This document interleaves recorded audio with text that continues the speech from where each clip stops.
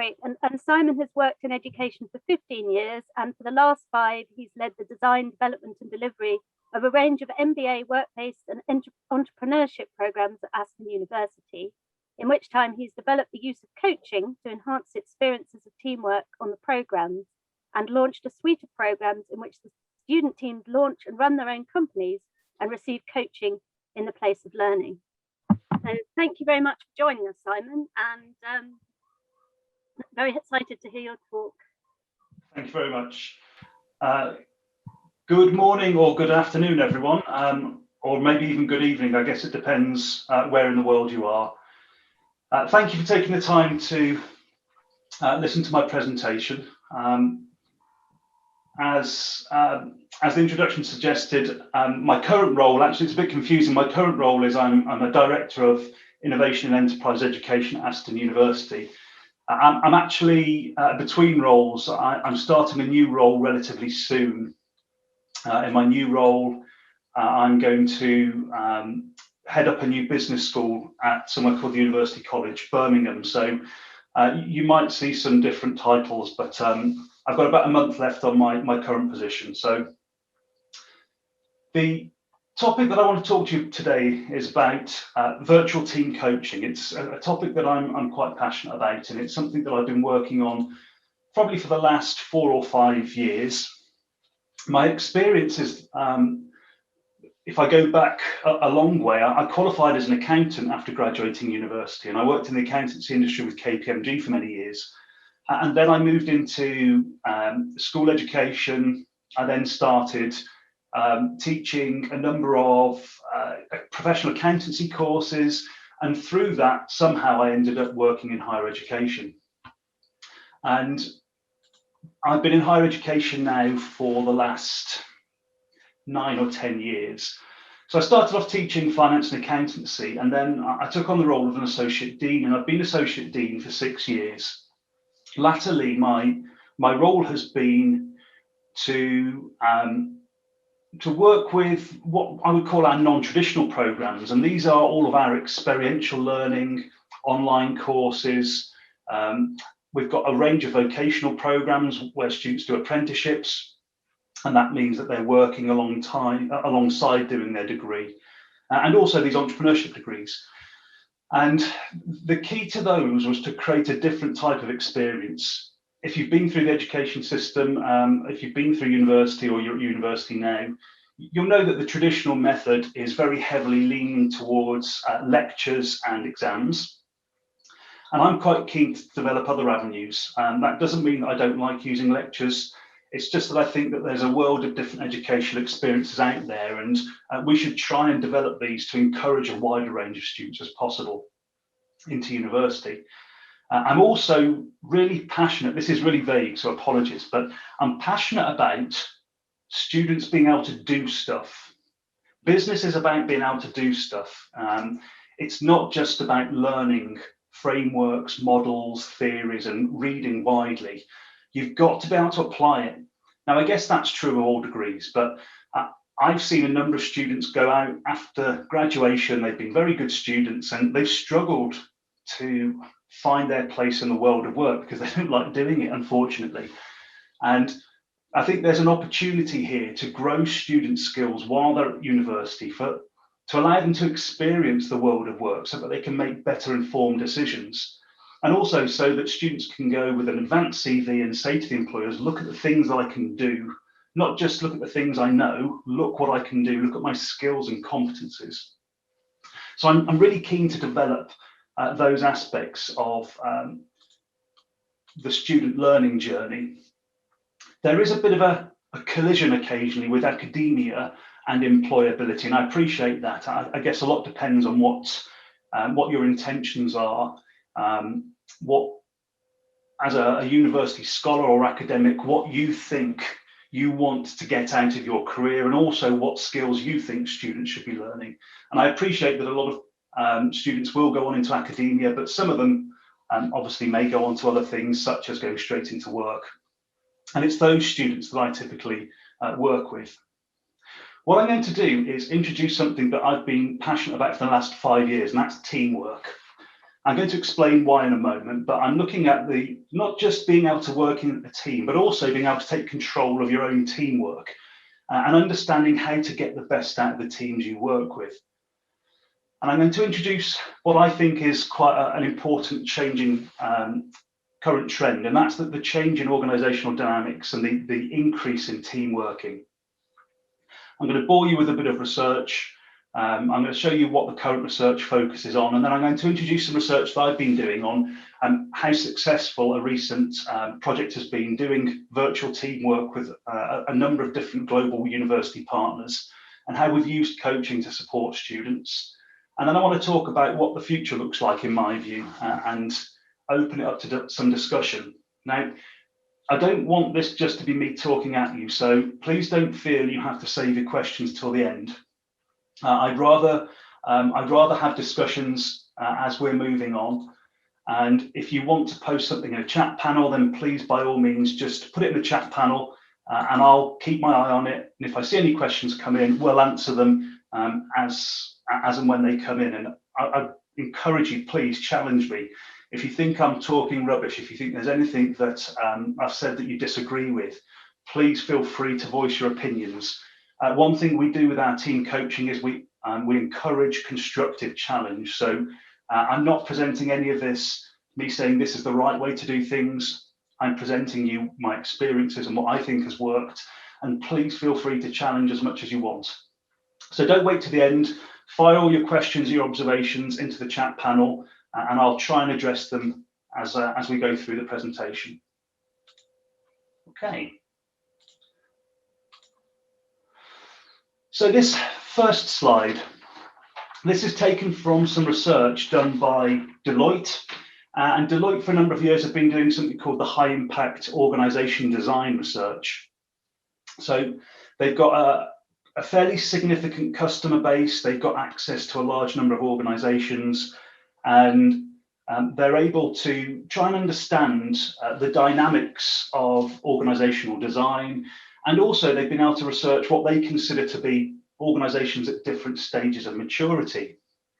And what they found in their research, and I'll explore a little bit more detail in a moment, but they found that in the current environment, there's this need for dynamism. There's a lot of challenges external to organizations and internally. And of course, the COVID situation over the last 18 months has further exacerbated some of those challenges. But they've identified a need for new management structures. They identify the need to have more decentralized decision making. So it's not just top-down decision making. They've identified that high-performing, high-impact organizations that they identify in what they call tier 4 or stage 4 of maturity, which is the highest level. They organize themselves around decentralized teams. And what they do is they use technology to be able to gather significant amount of data and analytics, and they pass that down to their teams, and the teams collaborate together to make decisions. And those mature, high-impact organizations are based around that much more agile way of working that's also focused around the customer. So these small teams work very close with their customers. So it's a customer-focused methodology. And there's a lot of research about teams. Apologies, I can't get it all into one slide, and I wouldn't want to. It would bore you to death. But there's an increased recognition of the importance of teamwork. And I've tried to draw quite widely. Hawkins is a scholar who I'm going to introduce one of his team coaching models later. So clearly he's one of the key researchers in team coaching, but he talks about the importance of complex world challenges and the fact that we need to work together to solve them, and that we need new ways of thinking. If anybody of you have done any work on systems thinking and the work of Peter Senge, you'll also hear Senge talk about wicked problems and the complexity of the challenges we're faced with today, and the fact that we can't use old ways of thinking to solve new problems. We have to change our approach to thinking. Mallon and Davis from Deloitte talk about this constant disruption, and they talk about the changes in technology, society, the economy, and clearly COVID is a massive disruptor. but also internally with different requirements from the workforce and changes in the society impacting the workforce. So they talk about the need to be dynamic and respond to this disruption. Other scholars identify that organisations are now changing their organisational design from individual focused development to a more team-based workforce development. And then finally, just one thing, I know this is only one reference in a massive topic, but the way that technology is changing the way that we as humans interact. And a lot of the things that we used to do face to face, a lot of our interaction and a lot of our social interaction is now done online. So this formation of these new virtual communities.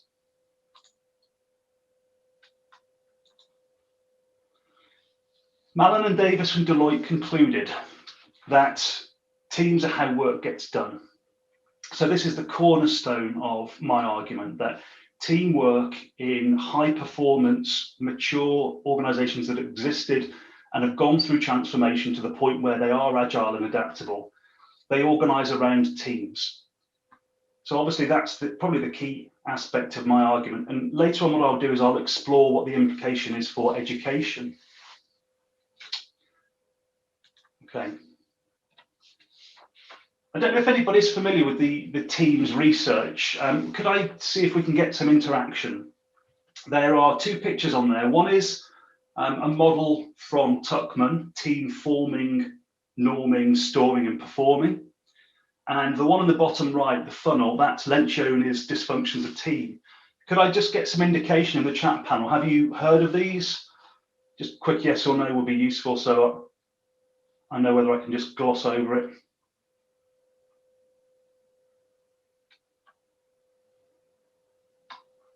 No, okay. Okay, so we've got some. So some of you may have heard of some of these then. So I'll spend a bit of time explaining them because they are important to the coaching philosophy that I'm going to introduce. There's a vast amount of teams research, and I certainly couldn't squeeze it into one slide. But what we do know is that the main focus of team research is on team building, facilitating team activities, doing things like team away days. We also know that teams are prone to undermining themselves and prone to undermining their learning. And the key reason that teams undermine their own learning is their chosen communication patterns and the failure to learn how to communicate with each other. We also know that teams operate in silos, that they may have a shared drive and motivation, but teams always tend to break down into small operating units, and very often they can be individuals working together within groups. So that again undermines the ability of the team to actually become a high performance unit. And the two models at the bottom, the reason I wanted to show them is that they're really hugely influential in the team coaching domain. The one at the bottom that looks like a piece of spaghetti, that's the team development curve.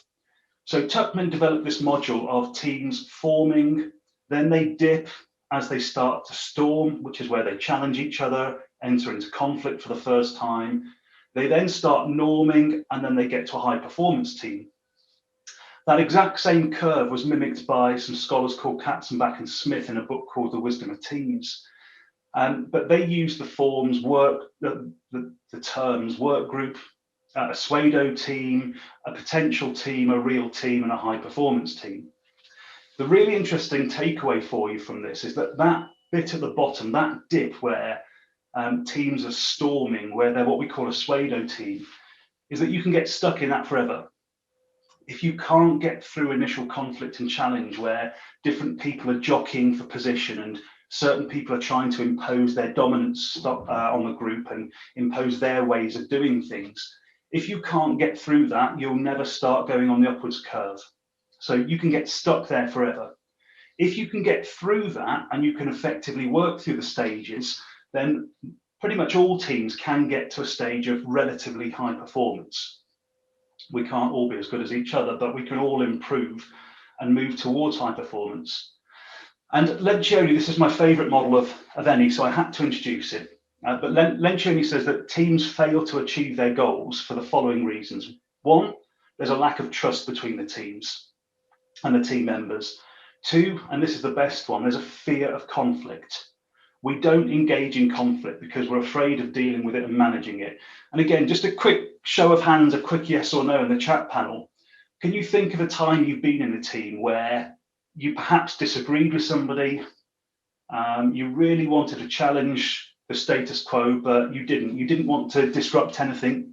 Maybe you were afraid of actually rocking the boat. You didn't want to come across as feeling arrogant. So has there been a time you've been in a team where you haven't entered into conflict? I know I'm going to stick my hand up and say, yes, absolutely. I don't like fighting all the time. I'm glad to know that. That makes me feel a little bit better.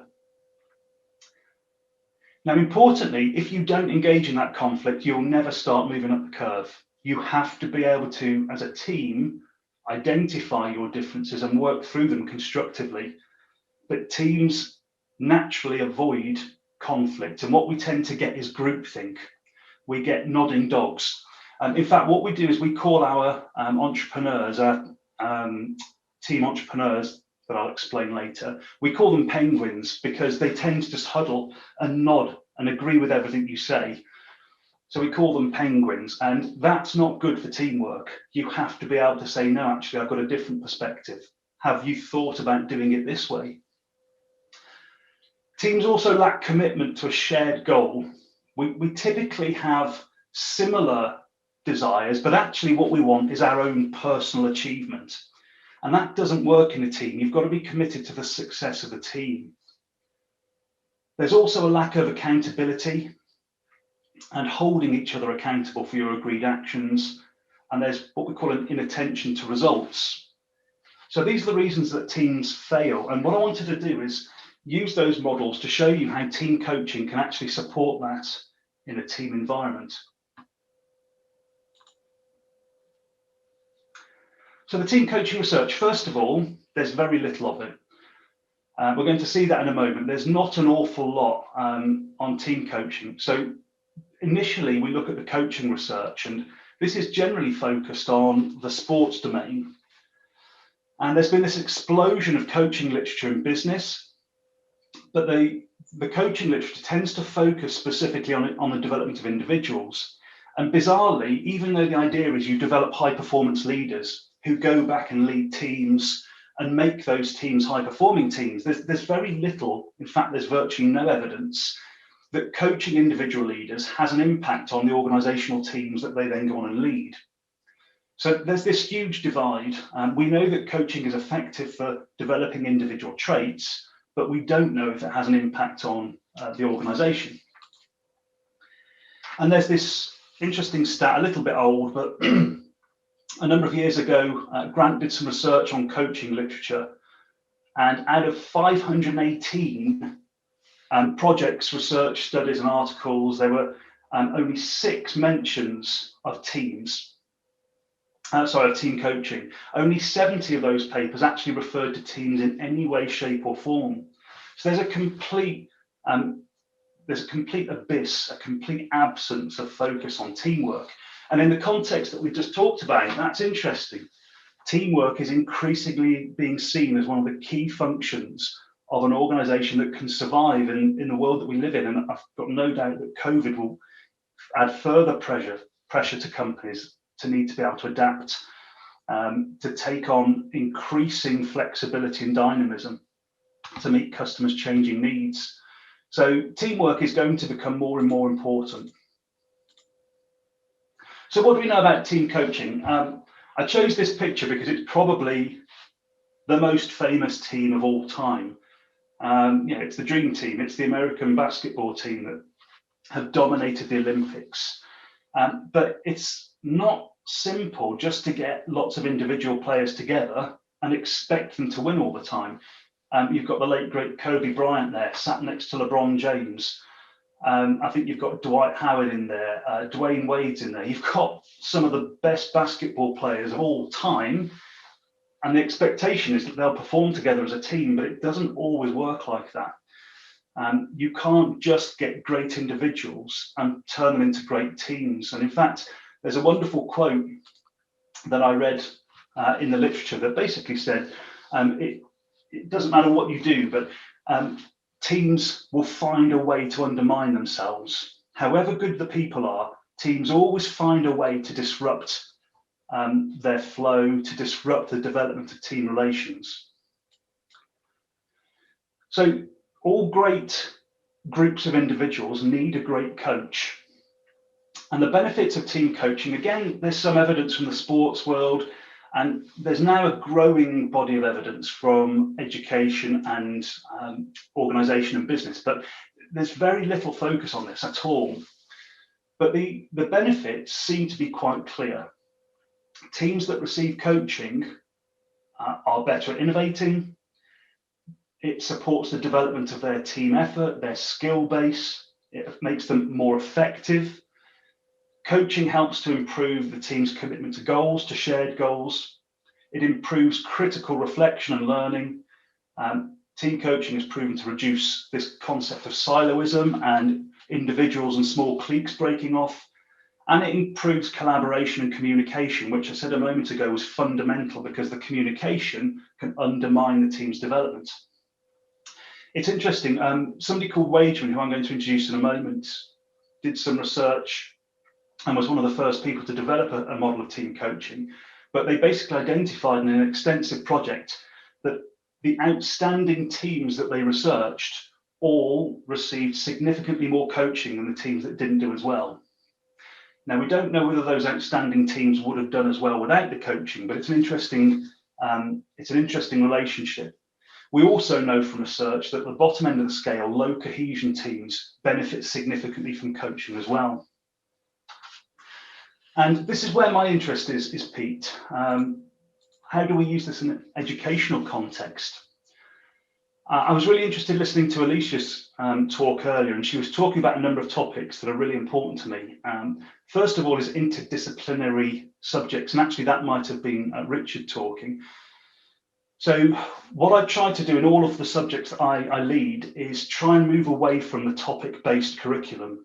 So I've been leading the MBA for 5 years, and I'm trying to get away from teaching finance in a module, teaching marketing in a module, teaching strategy, because business decisions aren't ever made in a bubble.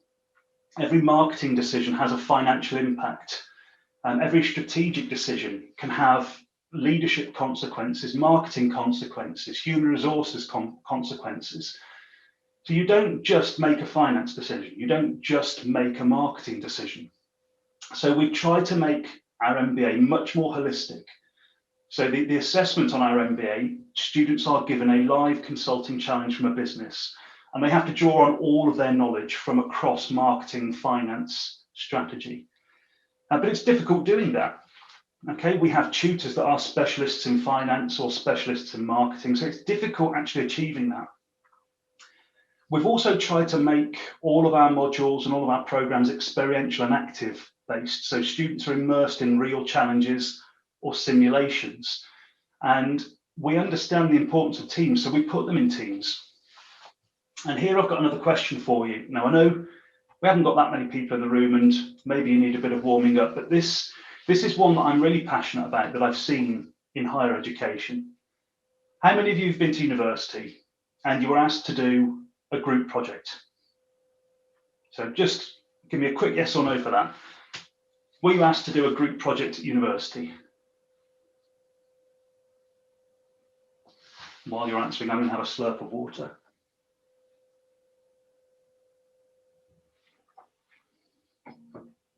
Okay, we've got one that never went to university. No. Okay, so we've got one yes. So let me explain what normally happens. And I've got quite extensive experience now of working with a number of universities. So you'll get a tutor that will say, right, I think it's important to develop team working. So what I'm going to do is introduce a team assessment. Okay, we've got 3 yeses now, which is good.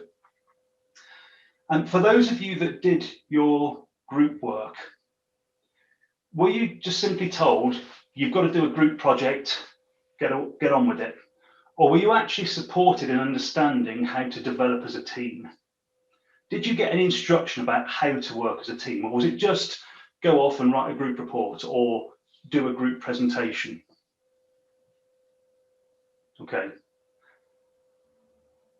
So I'm quite I get quite angry about this because as an associate dean, I'm responsible for programme quality.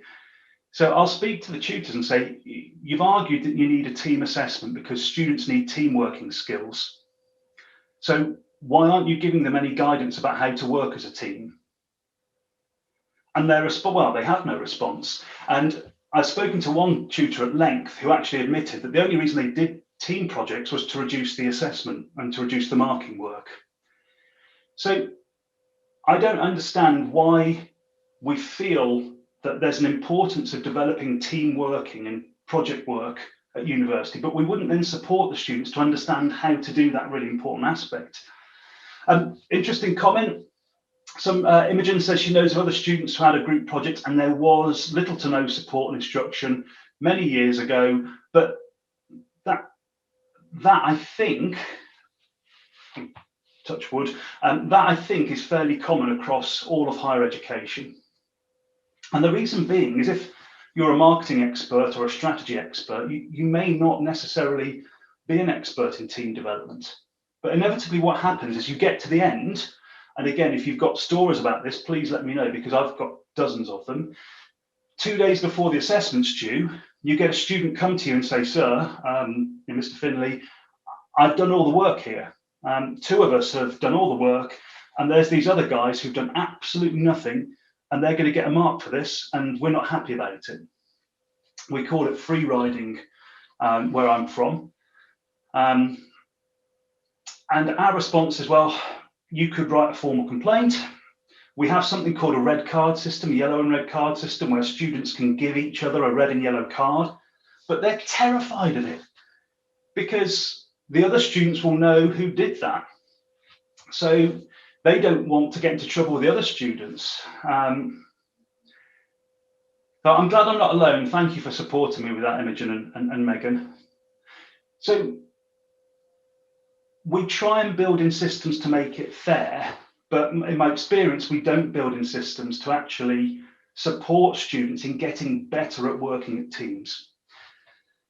So we use a range of simulations where students work in teams to run a business, and we have a large number of live consulting challenges. Now, I'll explain these to you because I think these are important for understanding what I do. So first of all, our MBA students, all of their assessed work is around live consulting challenges with a range of small businesses, large multinationals, startups, and we coach them through the process of working as a team so that they understand they're going through this phase of formation, storming, norming, performing. We teach them about the dysfunctions of team, the fear of conflict, and we stage opportunities for them as a group to challenge each other, to constructively critique and give feedback.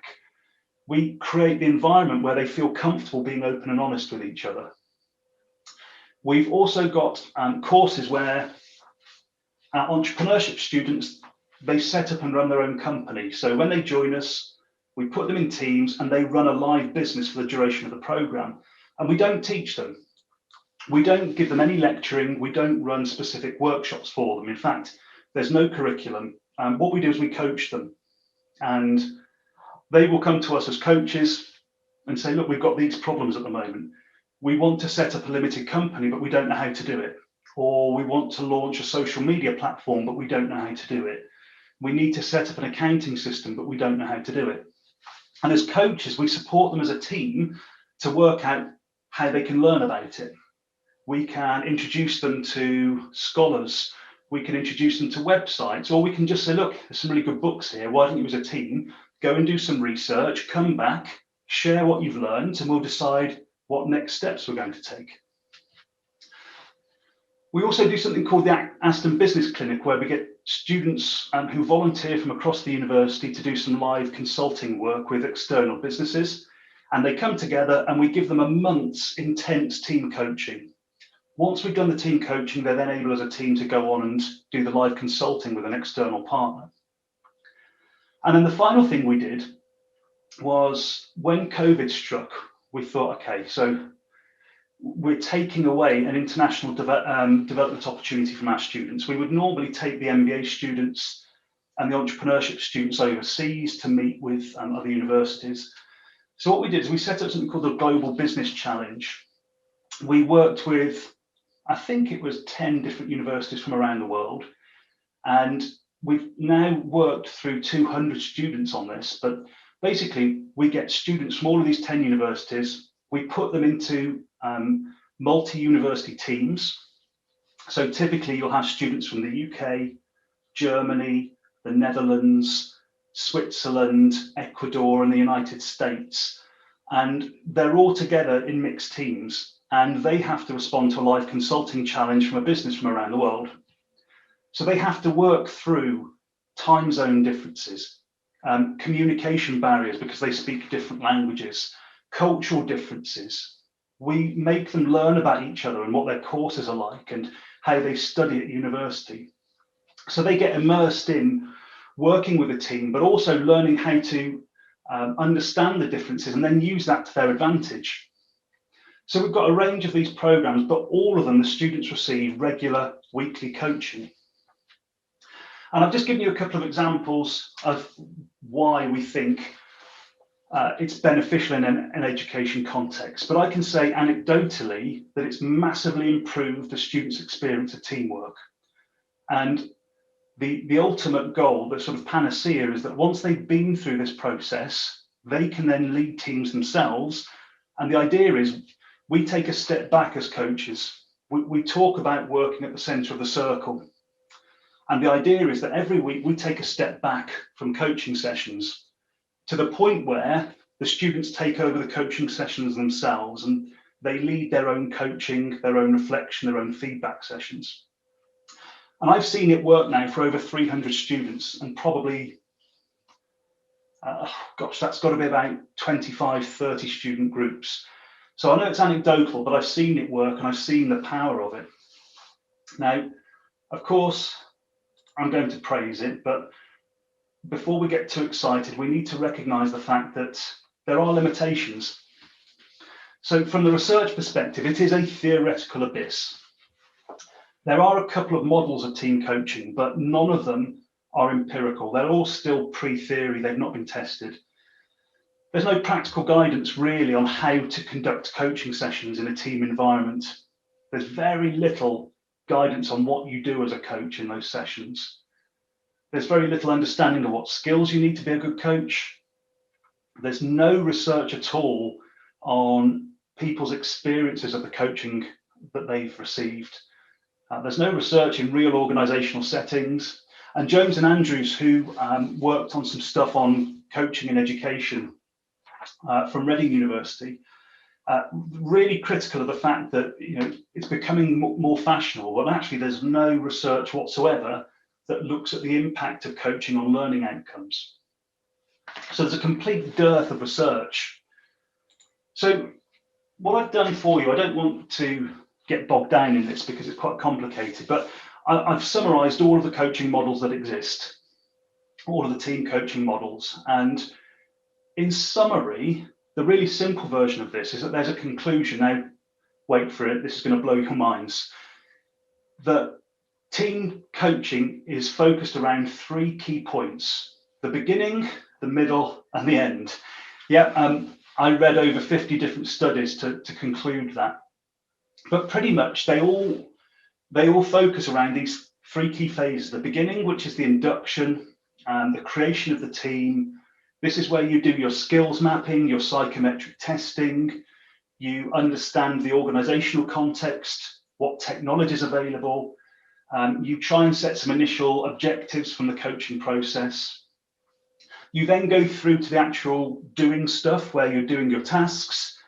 As a coach, you start moving into a facilitator, a consultant who helps teams translate their strategies into action. And then at the end, there's a requirement to learn from your experiences. So we focus on what went well, what didn't go so well, what would we do differently next time. And this seems to be fairly standard now. Now, of course, it's not specifically tested yet.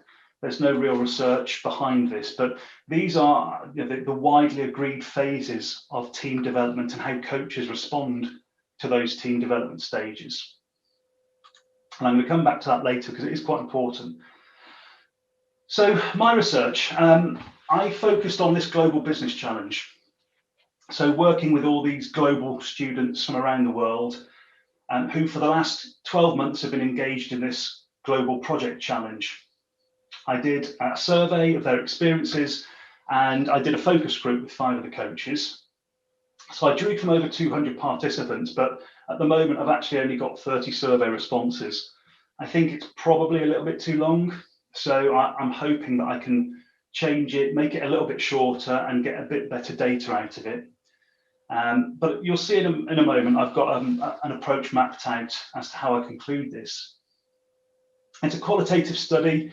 I'm really interested in understanding experiences, and what I'll show you later is that I want to turn that into some form of conceptual map that can then go on and be tested. And this is what I found. Now, you might think, oh my God, that's obvious. But there was a lot of interesting stuff I thought that came out of this, and I think there's huge amounts we can learn from this.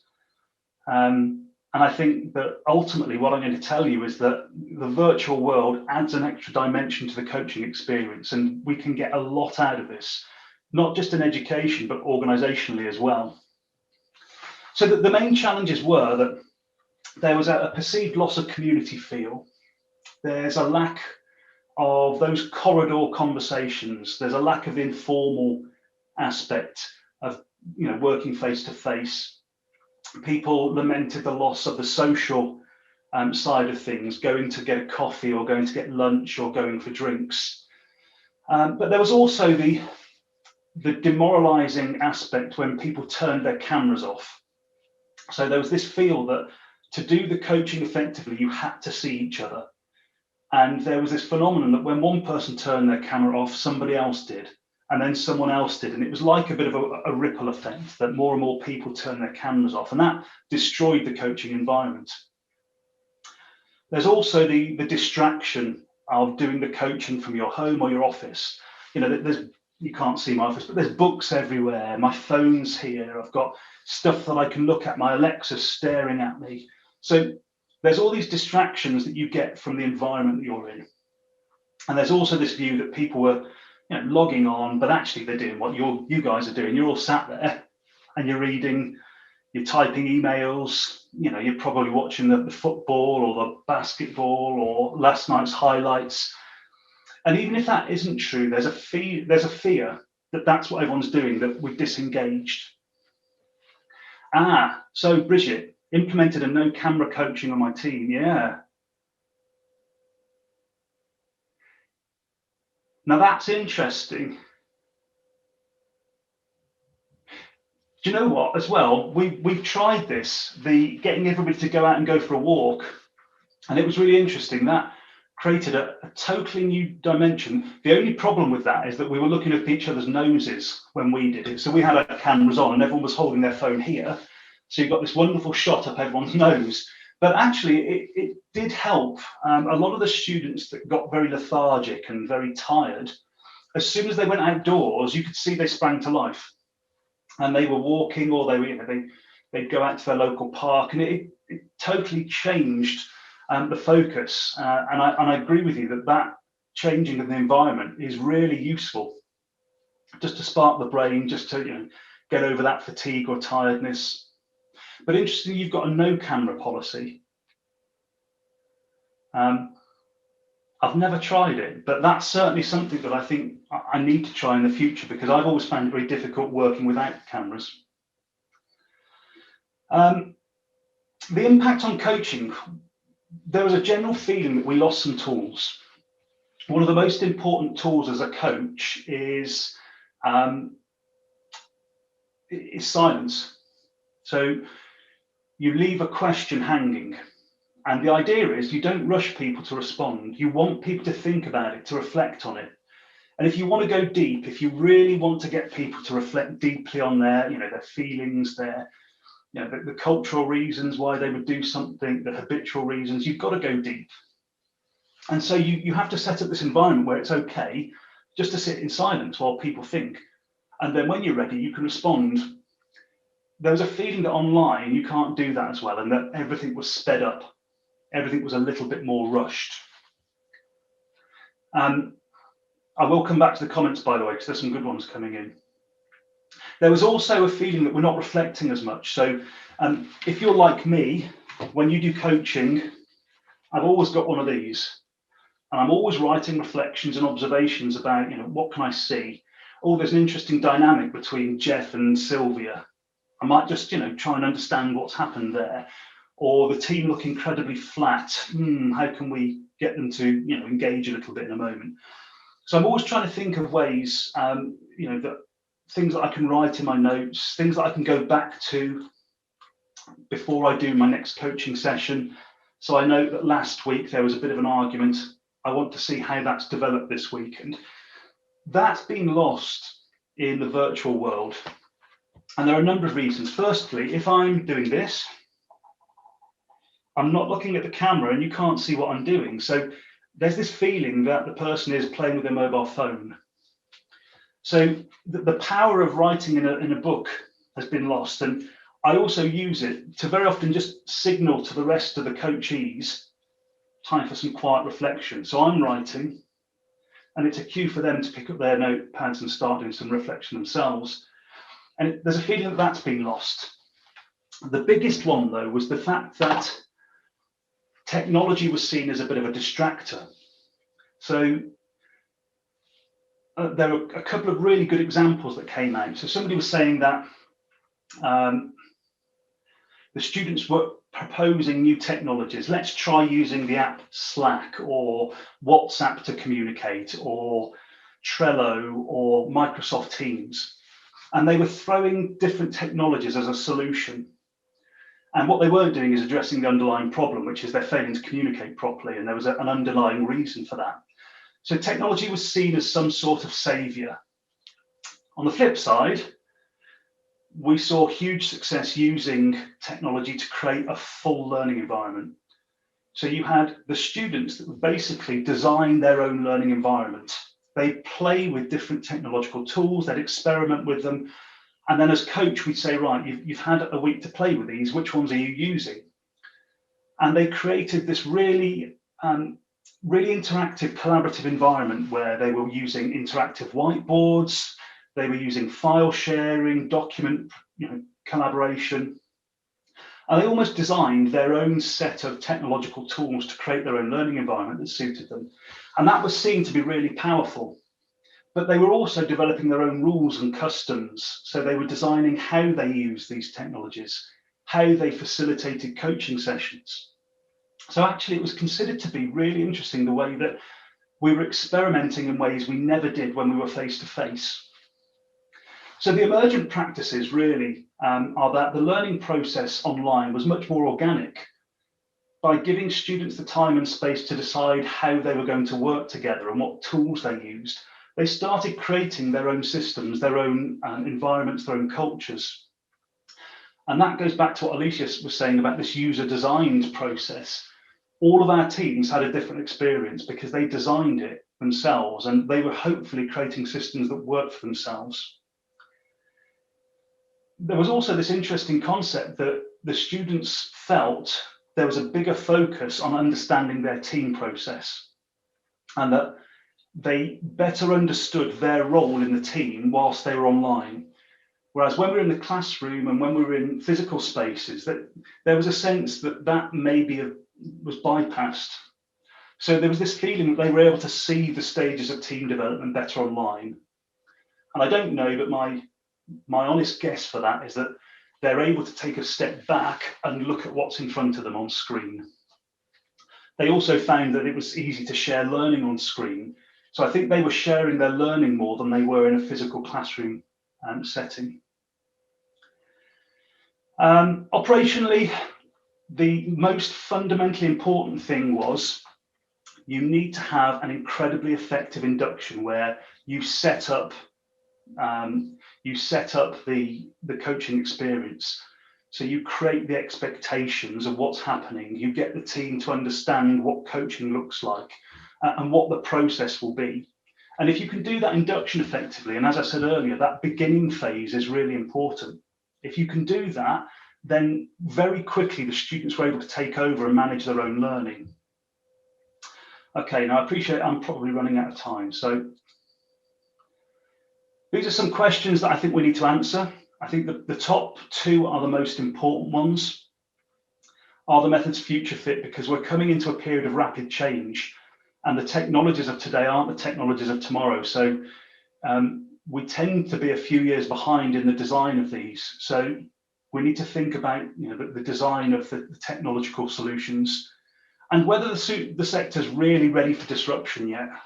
Team coaching is a very significant investment of time and energy, and your institution and organization has to support it. If they do, then it will lead to significant benefits in my view, but you have to be prepared to support this sort of interaction. And these are my final steps. This is what I'm doing from now on. I'm going to create a hybrid coaching model that includes virtual coaching. I've already got something in the background.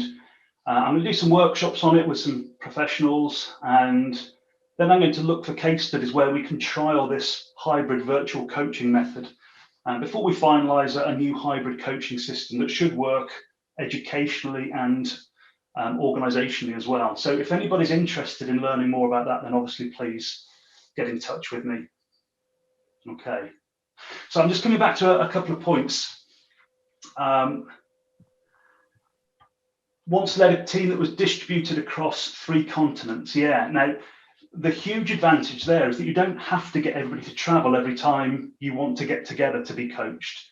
Obviously there's a cost reduction, but it's just so much easier. You can say to people, let's jump on a call next week. You don't have to book flights, hotels. It just means you're that much quicker in being able to do your coaching interventions. And as a coach in that situation, I can say to people, look, I can see that there's something important we've got to discuss now. Let's do this now. Let's not book something in 3 weeks' time or a month's time. Let's sort this now so you can get on with your work. So that's a huge important advantage. Okay, Imogen, have we got anything else? Thank you. No, thank you so much, Simon. Has anyone got any questions for Simon before we finish? I think if you can type them into the chat. And while we're just waiting for those, I certainly do have some questions. I was interested particularly in the hybrid model. I came across a blended course that was aimed at NHS professional development, and I don't know if it's something you're aware of or might even have been involved in, but it had a team coaching section, and there was a questionnaire, and everyone in the team filled it in, and then it was looked at and it was used as a basis of coaching. So they didn't have to be together all of the time, and they also looked at some online scenarios to give them some ideas. It's simply called the team diagnostic. It's probably either David Clutterbuck's model or Hackman and Wageman's model, but it's the team diagnostic survey, I would imagine. I see. Yes. Is that something? It seemed, as I said, I came across it in a blended course, which was partly virtual, and I was quite impressed with it as a way of trying to get people to think about teamwork when they weren't necessarily all co-located all the time. Is that something you'll be looking at in your model? Or yeah, absolutely. The most important thing was that in that initial beginning phase, that you actually do meet physically if possible, but that you understand who you're building the team with, and you actually recruit the right skills into the team. You get the right blend of different styles of learning and different ways of thinking, and that you use that, and you spend as much time as you need to come to an agreement about what's the point of doing this. So that has to happen. If you don't do that, you'll never go through any of the phases. There was also a sense that you've got to get people together physically at the end to celebrate this and to draw together your learning. So the hybrid model looks like physical interaction at the beginning and the end, but it seemed to me from my initial exploration that actually the fact that you don't have to travel and the cost and time saving and the ability to actually meet when people need it means that the middle bit should be virtual. It's actually a more powerful process doing that virtually because it's immediate. So I think that's what the hybrid model looks like. And it would use that diagnostic survey at the start to make sure the team fit is correct. Very interesting. Has anyone else got any further questions before we move towards the end?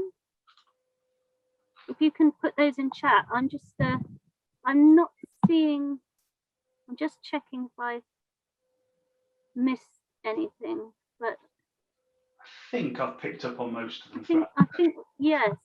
Yeah, I mean, as I said, such an interesting talk, Simon, and thank you so much. It's certainly given me lots of food for thought. Will your slides be shared? Yeah, absolutely. I apologise. I know it was a lot of me talking. I've got a bibliography if anybody's interested. I can't imagine you are, but yeah, I'll share everything. I've got the slide deck, I've got the bibliography. I just didn't get an opportunity to submit it in advance.